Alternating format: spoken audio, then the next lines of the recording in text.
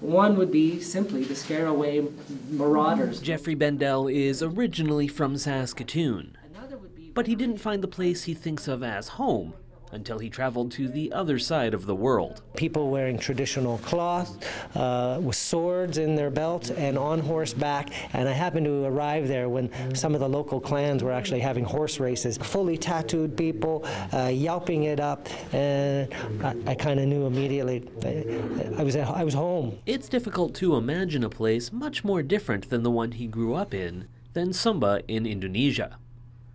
Bendel discovered the island while traveling in Southeast Asia after high school, and soon after began collecting artifacts and artwork, including these intricate Marapu weavings. The cloth, though, very much represents who they are and their spirit.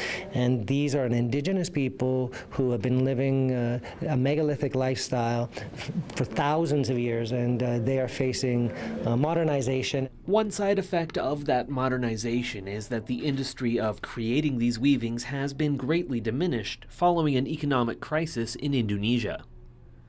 He decided to show his collection at the Saskatchewan Craft Council to raise awareness and money to help revive the practice. This particular collection that I put together was my private collection. I really didn't have an intention to ever sell them. I always had an intention to show them and to exhibit them. But for the sake of this particular period, we have put the pieces on sale. Bendel, who is planning a permanent move back to Sumba, has been working to establish a cooperative there to create more weavings. 4 of the resulting works, which each took 2 years to make, as well as vintage Marapu pieces, are on display at the SCC. Exhibitions coordinator Les Potter says it's a privilege to show these items at the gallery. And it's really good for our craftspeople here too, whether they're involved in weaving or not, to see this quality of stuff. And there's more than just the cloths. There's lots of artifacts, lots of objects, lots of history, lots of photographs of the people. It's a very rich exhibition. Each weaving tells a detailed story of life on Sumba. Jeffrey says he has been able to collect them in part thanks to a friendship he started with members of the royal family on the island.